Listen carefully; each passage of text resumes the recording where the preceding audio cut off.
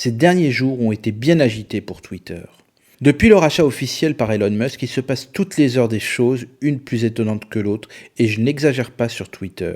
Non pas sur nos timelines, bien entendu, car elles bougent toutes les secondes, mais dans les coulisses. Les fondateurs de Twitter, tout d'abord, depuis la semaine dernière, furent les premiers à déclarer leurs doutes et craintes à propos de ce rachat et des premières décisions prises. L'esprit de Twitter semble pour eux se perdre et c'est peu dire. En effet, les premières décisions, Elon Musk a décidé de renvoyer près de la moitié des employés de Twitter, soit le cœur du réacteur. Dans un tweet noyé au milieu de centaines d'autres qu'il envoie, il dit qu'il regrette ces licenciements, mais ceux-ci sont indispensables pour une société qui perd 4 millions de dollars par jour. Ces renvois sont pour certains très violents, car réalisés sans trop de ménagement. Ceci est le préalable à une bataille juridique. Des recours sont déjà prêts car ces renvois n'ont pas respecté les lois du travail les plus basiques. Pire, dimanche soir dernier, Twitter demande à certains des employés licenciés de bien vouloir revenir. Et tenez-vous bien, certains ont été licenciés par erreur. D'autres ont été licenciés avant que la direction ne se rende compte que leur expérience est nécessaire pour créer de nouvelles fonctionnalités souhaitées par Elon Musk lui-même.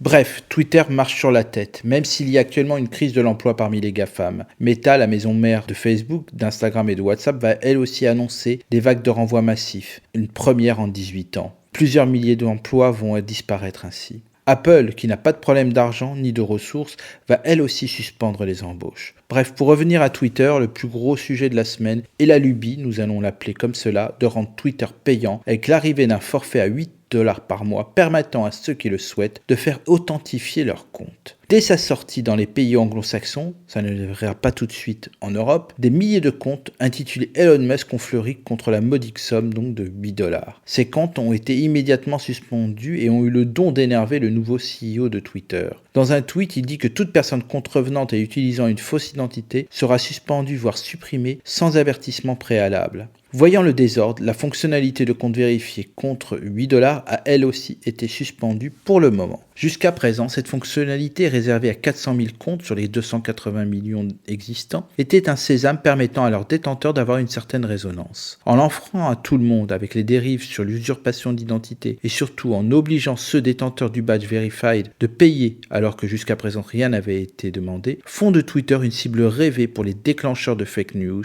ou les complotistes. Pour ma part, Twitter est mon réseau préféré. Je m'y suis inscrit depuis janvier 2007, soit parmi les premiers en France. Voir ce réseau à la main d'un homme qui décide tout et son contraire en 3 tweets ne peut pas être très rassurant. Certains iront ailleurs, comme sur Mastodon, un Twitter-like avec de la blockchain dedans, ou sur un autre réseau qui se créera. Mais en agissant ainsi, Elon Musk mènera Twitter dans le mur. À la semaine prochaine.